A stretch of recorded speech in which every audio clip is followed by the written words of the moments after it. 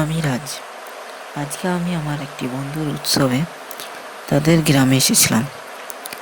আমাদের গ্রাম থেকে তাদের গ্রাম খুব একটা দূর নয়, আধ ঘন্টা পায়ে হেঁটে গেলেই তাদের বাড়ি পৌঁছে যায়। আজকে খুব বৃষ্টি হয়, রাস্তায় গাড়ি ঘোড়া একদম নেই, তাই পায়ে হেঁটে বাড়ি যাওয়ার সিদ্ধান্ত নিলাম। আমার ভয় শুধু একটা জায়গাতেই, আমাদের গ্রামের রায়দিঘি তাল গাছটার। ওখানে নাকি শুনেছি এক পিশাচিনীর বাস। আমি না দেখলেও গ্রামের অনেকজনের মুখেই এসব কথা শুনেছি। সে নাকি যাওয়ার সময় পেছন দিয়ে ডাক দেয়। সে সময় যদি কেউ পেছন ফিরে তাকায় তাহলে তার সে কোনো ক্ষতি করে।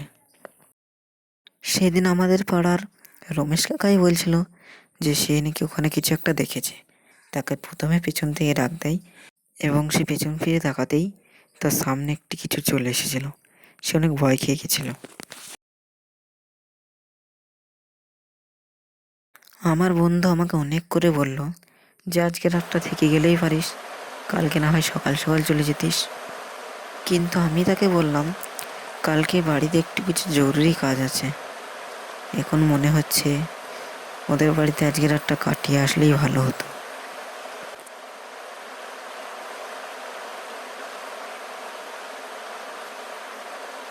আমি এবার আস্তে আস্তে রায়দিঘি তাল গাছের কাছে চলে এসেছি।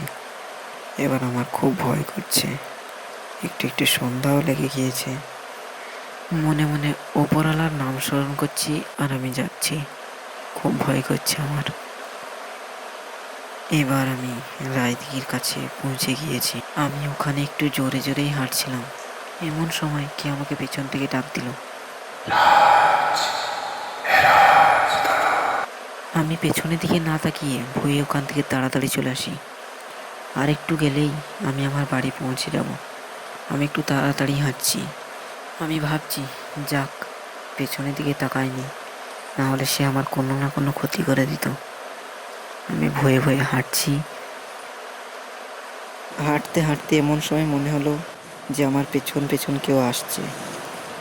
আমি ভয়ে ভয়ে পেছনের দিকে তাকাই এবং তাকিয়ে দেখি কিছুই নেই। তারপর আমি তাড়াতাড়ি বাড়ির দিকে রওনা দিই। কিছুক্ষণ পর আমি আমার বাড়ি পৌঁছে যাই। হাঁটতে হাঁটতে আমি অনেক ক্লান্ত হয়ে যাই। বাড়ি গিয়ে শুতেই আমি ঘুমিয়ে যাই। আমি ভেবেছিলাম যে আমি বেঁচে গেছি, কিন্তু না, সে এখন আমার সাথেই আছে। আমার মনে হচ্ছে যে সে আমার জানলার কাছে এসে দাঁড়িয়ে আছে এবং আমাকে ডাকছে। আমি মনে করলাম যে আমি স্বপ্ন দেখছি, কিন্তু কিছুক্ষণ পর কিছুর একটা আওয়াজে আমার ঘুমটি ভেঙে যায় এবং আমি দেখি জানলার ধারে যেটি দাঁড়িয়ে আছে সেটি কোনো মানুষ নয়। আমার দেখেই হয়ে গিয়েছে। কিছুক্ষণ আমি অবাক হয়ে তাকিয়ে রইলাম। তারপর আমি ছুটতে শুরু করি। আমি ভয়ে ছুটতে ছুটতে ভাবলাম আমাদের হুজুর সাহেবের বাড়ি যাই, এবং আমি আমাদের হুজুর সাহেবের বাড়ি গিয়ে তাদের উঠোনে পড়ে অজ্ঞান হয়ে যাই। তারপর দিন সকালে দেখি আমি হুজুর সাহেবের ঘরে শুয়ে আছি। হুজুর সাহেব আমাকে জিজ্ঞেস করলেন, কি হয়েছিল কালকে তোমার? আমি বললাম, তাহলে শোনেন। তারপর আমি ওনাকে সব কিছু খুলে বলি, আমার সাথে যা যা ঘটেছিল কালকে রাতে সব আমি ওনাকে খুলে বলি।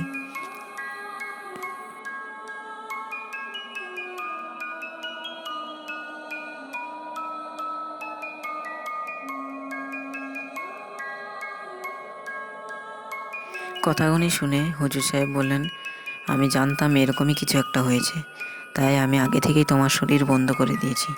এবার সে চাইলেও তোমার কোনো ক্ষতি করতে পারবে না। আমি বললাম, ধন্যবাদ হুজুর সাহেব, আমার প্রাণ বাঁচানোর জন্য। এরপর থেকে আমি আর কোনোদিন ওই রায়দিঘির তাল গাছের ওই রাস্তায় একলা কোনোদিন যাইনি। একলা বলতে কোনোদিনই আমি আর যাইনি। সন্ধ্যা হলেই আমি বাড়ি ঢুকে পড়ি। সেই দিন যা হয়েছে। তো বন্ধুরা, এই ছিল আজকের আমার ভিডিও। ভিডিওটি ভালো লাগলে একটি লাইক করবেন, আর ভিডিওটি কেমন হয়েছে একটু কমেন্টে বলে যাবেন, আর চ্যানেলটিকে সাবস্ক্রাইব করতে ভুলবেন না।